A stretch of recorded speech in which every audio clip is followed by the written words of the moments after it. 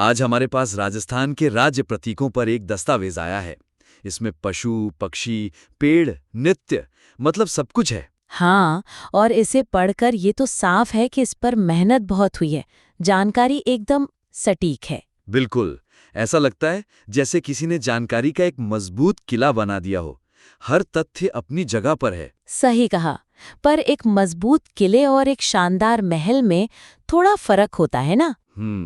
महल में सिर्फ दीवारें नहीं होती, उसमें कहानियां होती हैं, झरोखे होते हैं, जहां से एक नई दुनिया दिखती है। मुझे लगता है हम इस किले को एक यादगार महल बना सकते हैं। आपने तो मेरे मन की बात ही कह दी। अभी ये दस्तावेज एक एनसाइक्लोपीडिया जैसा लगता है। हाँ, तथ्यों की एक लिस्ट। जो ज्ञान तो देती है, पर पाठक को भावनात्मक रूप से जोड़ती नहीं। हम जानते हैं कि खेजड़ी राजवृक्ष है, पर यह महसूस नहीं होता कि वो तपते रेगिस्तान में जिंदगी का दूसरा नाम क्यों है। तो ये क्या तो बताता है, पर क्यों और तो क्या हुआ का सफर अधूरा छोड़ देता है। बिल्कुल, और यही हमारा सबसे बड़ा मौका है। हमें इन बिखरे हुए तथ्यों को एक कहानी में पिरोना होगा। कैसे? आपका क्या सुझाव है? मेरा सुझाव है कि हम इन सभी प्रतीकों को राजस्थान की पहचान के 3 बड़े धागों से एक साथ बुन दें। 3 धागे कौन कौन से? पहला, पारिस्थितिकी, यानी प्रकृति के साथ तालमेल की कहानी। दूसरा, संस्कृति, मतलब लोगों की आत्मा की अभिव्यक्ति। और तीसरा, इतिहास और विरासत। वाह, ये तो बहुत दिलचस्प लग रहा है। मतलब प्रतीक दर प्रतीक चलने के बजाय हम थीम के हिसाब से चलें। जी, तो सोचिए हम एक अध्याय बनाए जिसका नाम हो मरुस्थल के उत्तरजीवी। मरुस्थल के उत्तरजीवी। हाँ, इसमें हम उन प्रतीकों को एक साथ रखें जो थार की कठोर जमीन पर भी सीना तान कर खड़े हैं। खेजड़ी, ऊंट, चिंकारा और रोहिड़ा। अच्छा, तो इसमें हम सिर्फ ये नहीं बताएंगे कि खेजड़ी की पूजा होती है, बल्कि ये कि उसकी गहरी जड़ें कैसे रेगिस्तान को आगे बढ़ने से रोकती हैं। वो सिर्फ एक पेड़ नहीं, एक योद्धा है। बिल्कुल, और ऊंट के बारे में सिर्फ ये नहीं कि वो कई दिन बिना पानी के रह सकता है, बल्कि ये कि उसके गद्देदार पैर उसे धधकती रेत पर चलने का हुनर कैसे देते हैं। सही पकड़ा आपने। ये अनुकूलन की, मतलब कुदरत के साथ कदम से कदम मिलाकर चलने की एक अद्भुत कहानी बन जाएगी। और दूसरा हिस्सा संस्कृति वाला, उसे कैसे बुनेंगे? उसका नाम हम रख सकते हैं राजस्थान की आत्मा के रंग। इसमें हम घूमर को रखेंगे, केसरिया बालम को जगह देंगे और अलगोजा जैसे वाद्यों की बात करेंगे। ठीक है। और यहाँ हम समझाएंगे कि घूमर सिर्फ एक नाच नहीं है। वो जब सैकड़ों महिलाएं एक साथ घूमती हैं तो वो अपनी आज़ादी, अपनी खुशी, अपने सपनों को एक घेरे में जी रही होती हैं। मतलब हम कला के पीछे की भावना को सामने लाएंगे। जैसे केसरिया बालम सिर्फ एक गीत नहीं, बल्कि राजस्थान की मेहमान नवाजी के वादे की आवाज है, एक ऐसा बुलावा जो दिल से निकलता है। सही है। और तीसरा हिस्सा, इतिहास और विरासत।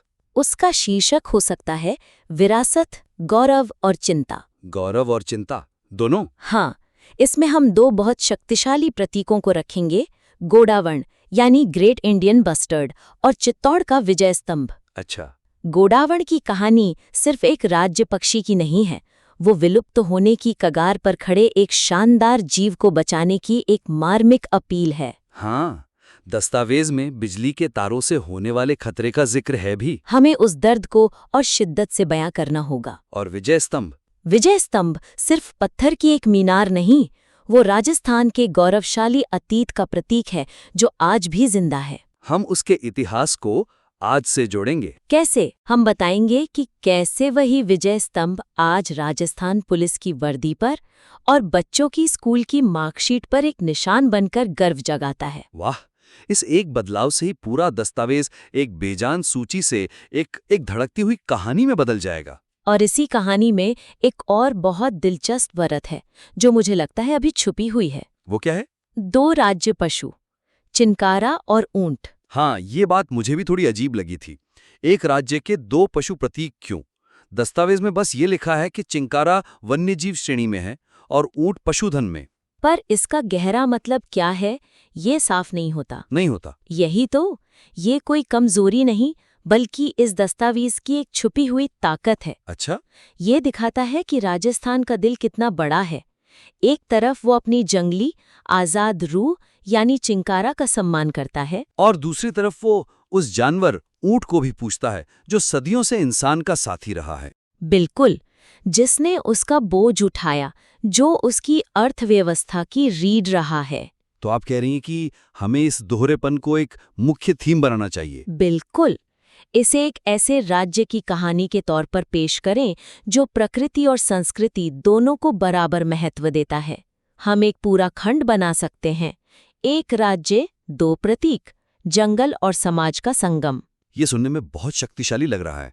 तो इस खंड में हम चिंकारा को कैसे दिखाएंगे? चिंकारा राजस्थान की उस आत्मा का प्रतीक है जिसे कोई पालतू नहीं बना सका।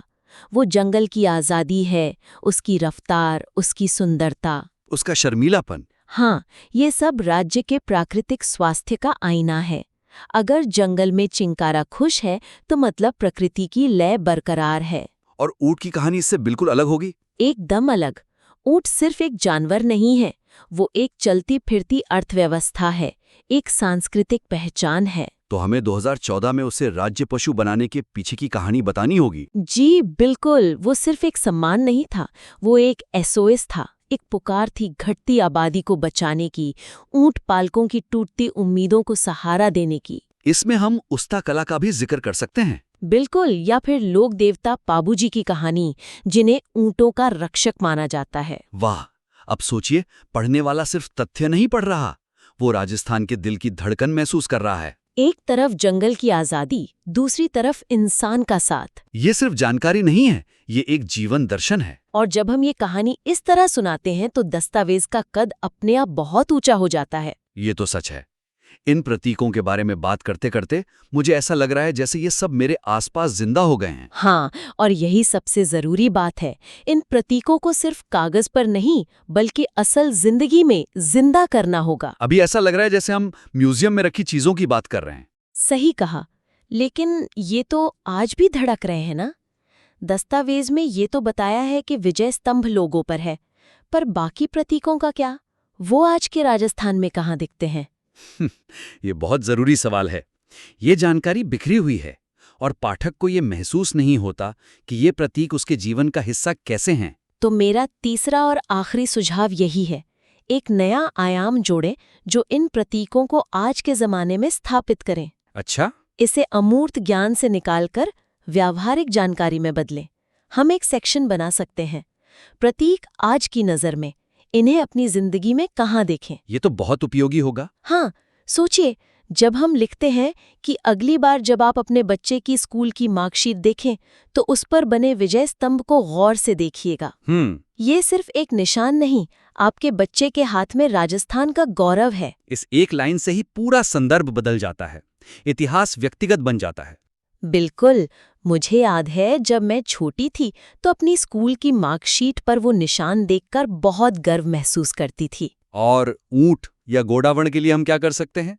उनके लिए हम पर्यटन को जोड़ सकते हैं।